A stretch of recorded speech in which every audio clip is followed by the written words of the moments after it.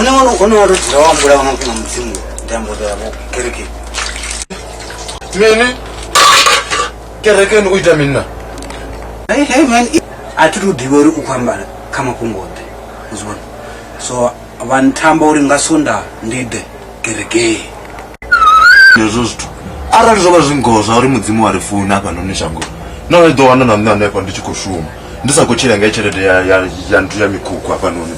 And nine navandanisa kushuma mishumo noni wa kontraka nukwambara maapo apano ndanobona ndimini zvinizvi hai man nisongotende zvozvo ukototodiwa yanechelede pedzi apa kuti mani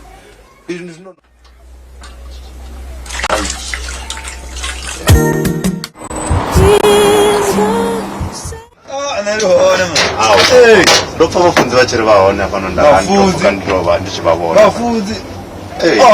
uyo auna kufunza gai banda mazama mantu zisusu na mabhanzi atuzole pasi hapo bona zvapo so zvamba zvori chipinga nechidawo ndingasado vandapidina ngamba namusalti yapalaro hango mufunze ndibona uri damane arali vadazvori arali angatojena kereke yawo hii kereke yawo atopedza mimwedzi inoni miraru inoni yote yoperera ane ndiyavavudza asangoguneya nane ndiya kereke nditorire mburu bad man. John 3 verse 16 somewhere there.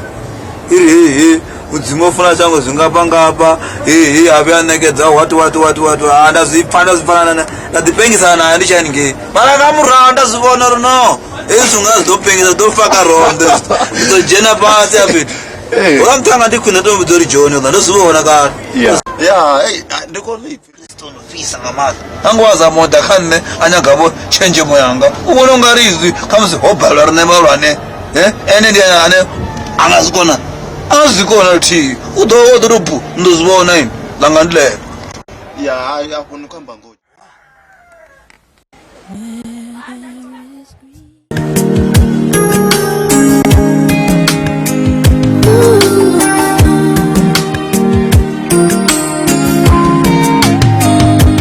to know what to say. We've said so much that we regret. What a price that we pay when we can't fall.